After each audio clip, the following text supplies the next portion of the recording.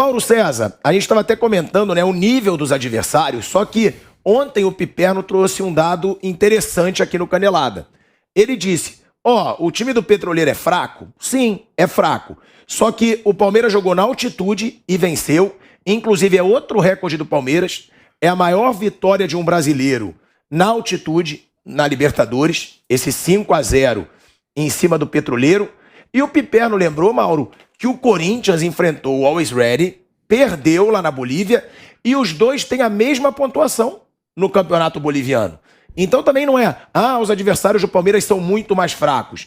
Eu acho que é o Palmeiras que está fazendo também uma excelente campanha, né, Mauro? Eu acho que são as duas coisas. O Palmeiras faz uma ótima campanha, o Palmeiras está aproveitando e está passando o rodo em times pífios que passam pelo seu caminho, mas os times são muito ruins e o Petroleiro é muito pior que o Always Ready. A pontuação do campeonato acho que é uma forma um pouco superficial de nós analisarmos. Tem que ver o jogo. O Always Ready é um time melhor. É só ver o que foi contra o Corinthians, o que foi contra o Deportivo Cali, que ainda foi buscar empate, ganhou no ano passado do Internacional, não perdeu para o Inter no Sul. Eu acho que o time do Petroleiro é um dos times mais horríveis que eu já vi na Libertadores. É muito ruim. Ô, Valdo, eu tinha acabado de jogar um racha, era pior do que meu racha. Não, é muito ruim. Dia de terça eu jogo, eu falei pros caras, dá pra jogar contra. É muito ruim. Então acho que assim, a gente tem que elogiar o Palmeiras pelo comportamento. É o que eu sempre digo, pega um time fraco, tem duas maneiras de você ganhar um time fraco. Você ganha ali burocraticamente, ou até sofrendo, ou você ganha passando o trator, fazendo aquilo que o torcedor espera, que é meter o gol. Faz 5, 6, 7, 8, quantos forem possíveis. Mas o time é fraco, a chave do Palmeiras de fato é muito ruim. O Emelec tem um dos piores times que esse clube já colocou na Libertadores nos últimos anos. Já teve times melhores, o Emelec. A chave é fraca e o Palmeiras está tirando proveito disso, está fazendo goleadas. Não é tirar o mérito, acho que é contextualizar. Inclusive é um campeão boliviano super circunstancial. Foi um campeonato meio maluco, que o Petroleiro, que é o time da segunda divisão da Bolívia, foi para a primeira divisão, fez uma campanha até surpreendente, chegou na última rodada, dependia de uma combinação de resultados, tudo deu certo, de repente caiu no colo, o time foi campeão.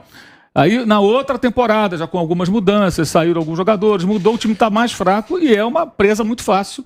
Eu acho que não dá para comparar, por exemplo, com o grupo do Atlético.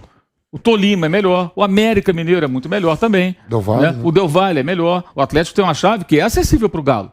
Ontem venceu, mas é uma chave mais difícil. A chave do Flamengo é difícil? Não é difícil, mas também não é tão galinha morta assim. A chave do Palmeiras é uma molezinha. Eu acho que elogiar o Palmeiras a gente pode elogiar e deve elogiar. E está fazendo exatamente aquilo que eu acho que um time tem que fazer. 4, 5, 6, é fraco, azar seu, vai tomar gol, vou fazer vou alcançar recordes aqui, vou fazer tudo que eu puder. Perfeito, mas que os times são fracos. E o Petroleiro já tomou 13 gols. Desses 20, 13 foram num time só, que é um time muito, muito ruim. E isso não é culpa do Palmeiras, isso é culpa da Conmebol, que exagera na quantidade de vagas para essa competição. Isso também acontece na Europa, tá? Sem complexos aqui de inferioridade. A Champions League tem times ridículos também. Aliás, desde que o senhor Platini começou a colocar alguns timecos lá por uma questão política, que ele criou na época lá tal do caminho lá para dos campeões, né? Para as equipes, o time da Bulgária nunca conseguia classificar. Aí você cria um atalho, o campeão desses países mais fraquinhos vai ter vaga. E o terceiro ou quarto de liga mais forte, que era muito melhor do que o campeão desses países, tinha que se matar. Teve um ano que eu me lembro, logo que você começou, teve um ano que o Getafe fez uma campanha forte, jogou contra o Everton na Inglaterra. Aí o Getafe eliminou o Everton. Então era o quarto de um país, o quarto do outro, ligas fortes, um matava o outro e o caminho ficava aberto para um time do leste da Europa, do leste europeu, tipo, sei lá, da Hungria, do futebol decadente, da Romênia, de antigas repúblicas soviéticas, ali também, alguns países dali, tá, Bielorrússia, né? Então apareciam uns timecos também que você começou a ver, olha o recorde de goleada na Champions, 8-0, 7-0, vários começaram a acontecer, por conta da medida política do Platini. Ele agradou algumas federações, se fortaleceu na UEFA na época e fez essa mexida. E a Conmebol fez algo parecido aqui, por razões parecidas ou diferentes, não importa.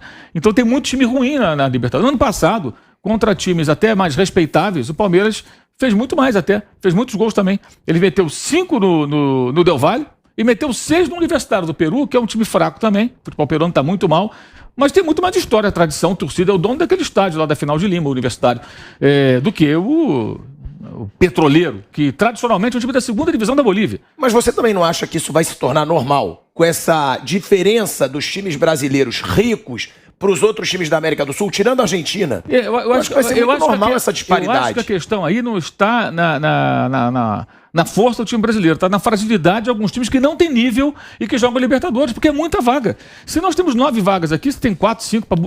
Bolívia tem condição de ter quantos times na Libertadores? Pensando tecnicamente. Um no máximo. No máximo, se tiver 2 é muito. Teria que jogar um mata-mata contra um time não sei da onde para ver se consegue chegar. Alguns times são muito ruins. Então, eu não estou tirando mérito, muito pelo contrário. Acho que tem que elogiar sim, porque o time está fazendo aquilo que se espera. É fraquinho? Sinto muito. Vai apanhar. 3, 4, 5, 6, 7, 8, mete gol. Perfeito. Só que a gente tem que entender. Não adianta tentar vender a ideia de os times não são tão fracos assim. São sim. É a minha maneira de ver. Mas eu acho que os outros também são. Mas o Corinthians não ganhou da West Red. Incompetência do Corinthians. Aí mas também é muito fraco, você concorda? É fraco também. Isso. Mas aí o que acontece? O Corinthians perdeu, então a gente vai dar pau no Corinthians. Como é que você perde para o West Red? Como é que o Inter não consegue ganhar desse time no ano passado? Então a gente vai criticar esses times. Como é que o Inter foi eliminado pelo Olímpia? Como é que o Fluminense foi eliminado pelo Olímpia? Que é tradicional, mas o time não é bom. Né? Aí a gente vai discutir como é que o Atlético toma de 5-0 ontem? Paranaense. 5-0. Tem cabimento tomar de 5-0? Campeão da Sul-Americana? Então, assim, são extremos. Então, acho que a gente tem que colocar no contexto. Eu acho que são vitórias importantes. Acho que é muito legal que o Palmeiras busque esses gols. Não é problema dele se o grupo é fraco, vai passando por cima. Mas os números têm que ser colocados dentro de um contexto, comparando especialmente com o grupo do Galo, por exemplo, que é o campeão brasileiro e que não enfrenta que enfrenta mais dificuldades. Os adversários são mais difíceis, na minha opinião, assim, de forma muito clara. Como os do grupo do Atlético Paranaense também são mais difíceis, mas não justifica chegar lá na Bolívia lá e tomar de 5-0. 5 gols de cabeça. É demais, 5-0. O Vasco tomou uma vez também de 5 lá. Teve um ano que o Vasco também jogou na Sul-Americana, se não me engano, mas foi na Libertadores mesmo. Tomou goleada do Racing, tomou goleada do Cruzeiro, tomou goleada do Wilstermann, perdeu para todo mundo. Agora, o Atlético tem um time melhor do que o Vasco tinha naquela época. O Vasco na Libertadores foi quase uma coisa maluca. Conseguiu classificar também por conta disso, né? Muitas vagas, o time não era bom e só tomou pau. Mas eu acho que a chave é fraca, sim. O problema não é do Palmeiras. Ele está passando o trator, metendo muitos gols. E o Rafael Veiga cada vez mais aí, fazendo o nome dele também, alcançando marcas importantes. O que eu acho até que é legal, porque assim, essa coisa de seleção não chama para seleção, azar da seleção. O cara vai fazer o nome dele com a torcida do clube dele, que é um grande clube, e vai escrevendo a história dele, independentemente de seleção brasileira. Tem uma tese do André Rocha, do UOL, que eu acho que é bem interessante, que é a renatização gaúcha do Abel Ferreira, que é priorizar o mata-mata e meio que ignorar o brasileiro. Eu acho que a gente tem que acompanhar isso. Eu não sei se ele vai fazer isso, o André acredita muito que ele vai fazê-lo, especialmente pela postura de ontem, quando escalou força máxima contra um time que ele ganharia com o time reserva. Se ele põe o time reserva, ele ganha nos 2-3-0 também, eu não tenho a menor dúvida disso, como já fez em alguns momentos. Eu acho que aí é uma questão do clube, como é que o clube lida com isso. Na minha visão, times como Palmeiras, Atlético, Flamengo, até o Corinthians, pelos investimentos que fez, não pode largar o brasileiro. Você tem que disputar pontos corridos e a Copa. Por que eu digo isso? Porque eu sempre critiquei a postura do Grêmio quando o Grêmio fazia isso e critiquei muito quando o Renato, de certa forma, ameaçou fazer isso no Flamengo. Que eu vou no mata-mata, porque o brasileiro, pontos corridos, é um campeonato mais difícil para você mobilizar a cada rodada, jogo atrás do jogo. Na quarta rodada, né? Já só tem 2 invictos. Exato. E você vai ali remando. É uma prova de resistência, de longo curso. E aí você vai fazer um jogo, viaja pra cá, viaja pra lá, você tem que manter o jogador motivado, esse jogo é importante, nós estamos 2 pontos atrás, tem que vencer esse jogo, eles vão jogar contra não sei quem. E o mata-mata é aquilo ali, são fases, você vai passando, e claro que existe sempre uma mobilização natural, porque você vai enfrentar a divisão adversário, não agora da fase de grupos, mas mais adiante, mais forte. No caso do Corinthians, já está enfrentando jogos difíceis com a pegada de mata-mata. Esse jogo do Cali agora é um jogo meio mata-mata pro Corinthians, não pode perder. Se perder, pode se complicar. E o jogo do Boca vai depender do que acontecerá nessa partida, inclusive, né? O Corinthians pode chegar. No mesmo horário, viu, Mauro? Ele pode chegar contra o Boca lá no final, classificado, tranquilo, e pode chegar dependendo de resultado. Pode ser um outro mata-mata. Como da semana passada também tinha essa pegada, porque a chave é mais difícil. Eu acho que aí. Eu acho errado. Se eu fosse o presidente do clube, eu não concordaria com isso. Acho que o Palmeiras tem elenco, tem poder econômico, inclusive. E se tem pouco jogador, tem porque quer. Tem dinheiro para contratar. Então o Palmeiras acho que deveria brigar em todas as frentes. As opções você faz em dado momento, quando você percebe que aqui não dá, aqui está mais viável, tu faz escolhas. Mas acho que time grande, com elenco bom e com grana, qualquer lugar do mundo, tá? Tem que brigar em todas as frentes. Tá aí o Liverpool, finalista da Champions, campeão da Copa da Liga, finalista da Copa da Inglaterra e a 1 ponto do líder do campeonato inglês, faltando 4 rodadas. Um tropeção qualquer que o City dê, eles podem passar à frente e podem comer 4 bifes de uma vez só, né? Quer dizer, é um negócio impressionante. Como o Guardiola faz isso também. O Guardiola já chegou em final de Champions, ganhando o campeonato, ganhando Copa, e briga em todas as frentes. E quando é eliminado, o Klopp, no começo da sua passagem pelo Liverpool, ele abria a mão também. Ele priorizava o campeonato inglês, que era o grande sonho do torcedor do Liverpool, ganhar novamente o campeonato. Nunca tinha vencido a Premier League, né, o campeonato com essa denominação. Então, ele até botava para escanteio. Mas agora que ele está mais estruturado, que tem mais tempo de trabalho, elenco na mão, os jogadores que ele pediu, sem ter um elenco mais caro, né? Ele está brigando em todas as frentes. Eu acho que essa tem que ser a mentalidade, o objetivo de time grande. Eu vou brigar em todas as frentes. Eu não vou deixar pra ninguém. Se chegar uma hora que eu tiver que fazer... O Atlético ano passado. O Atlético ganhou a Copa do Brasil, ganhou o Brasileiro e só foi eliminado na semifinal da Libertadores pelo gol fora de casa, perdendo o pênalti em São Paulo e com o Vargas perdendo um gol que era quase como perder um pênalti logo depois que o Atlético fez 1-0 no Palmeiras. E jogando melhor os 2 jogos. Invicto. Não perdeu nenhum jogo. Então, assim, o Atlético do ano passado com o Cuca, ele brigou em todas as frentes. Eu acho que essa, da minha visão, é a postura que deve ter um time grande e acho que o Abel, lá na frente, a gente vai ver se ele vai abandonar o brasileiro. O nosso companheiro André Rocha acha que essa é a estratégia, que é meio Renato Gaúcho, e vai só nas Copas, ou se ele vai brigar em todas as frentes. Aí a gente vai ter que aguardar para ver. Eu acho que ele deve estar levando em conta o fato de ele vai jogar só domingo, né? Contra o Fluminense em casa.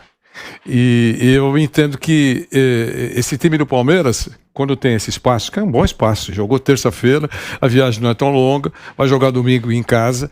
Eu acho que se ele puder usar sempre a força principal, mas no será ótimo. Ele está usando, né, professor? Então, Ele começou usando. Então, o jogo dele é domingo à tarde contra o Fluminense. E jogou contra um adversário que todo mundo já falou aqui, frágil, né?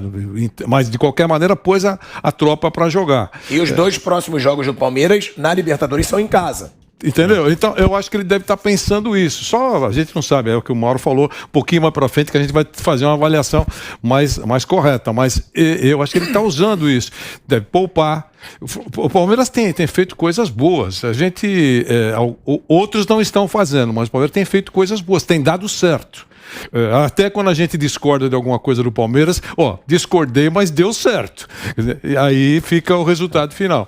Então eu acho que depende do que ele vai fazer domingo, a gente vai avaliar. Mas imagino que ele vai colocar uma grande força, ou a força total, em casa contra o Fluminense. Quando saiu a escalação ontem com o time titular, eu fui tentar entender ali, e tem uma coisa que aconteceu um pouco diferente na semana do Palmeiras, que foi a inversão do brasileiro com a Copa do Brasil, né? Ele jogou contra o Juazeirense, assim como o Flamengo jogou contra o Altos, e essa era a rodada de Flamengo e Palmeiras que aconteceu na data da Copa do Brasil.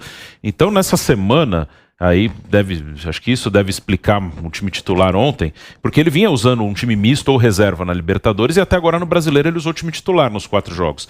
Ele jogou contra o Emelec no Equador, na semana passada, com um misto. Aí quem jogou contra o Emelec não iniciou contra o Juazeirense, meio que ele dividiu, ele jogou misto no Equador e misto com o Juazeirense. Eu acho que o Marcos Rocha jogou um jogo e não jogou outro, na esquerda também o Piquerez jogou um, o Jorge jogou outro, ele foi revezando, então ele jogou misto e ontem titular. Então vamos ver contra o Fluminense, mas eu concordo que não tem que abandonar o brasileiro. Acho que é um campeonato que o Palmeiras tem que brigar até onde der. Se chegar num momento, não vai dar para ganhar o brasileiro, a gente já está muito atrás, aí a gente vai discutir se isso aconteceu, por que ficou muito para trás, aí pode mudar, mas também acho que é um time que tem que, até onde der, brigar em tudo. Ô Vamp, esse time do Palmeiras... E se ele larga, viu, já facilita logo pro Flamengo e pro Atlético Mineiro. Opa, se esse aqui voltar... É o que eles mais querem. Você acha que vai largar também? Não, porque pelo começo, né? Começou mal, mas ele tava escalando cavalaria no... O que falta pra ele é ganhar o brasileiro. Do que ele disputou aqui dentro do continente... E o Mundial, que é o grande sonho. Não, o Mundial já é outro patamar lá, mas aqui só falta ganhar o Campeonato Brasileiro. Ganhou o Paulista, ganhou tudo, né?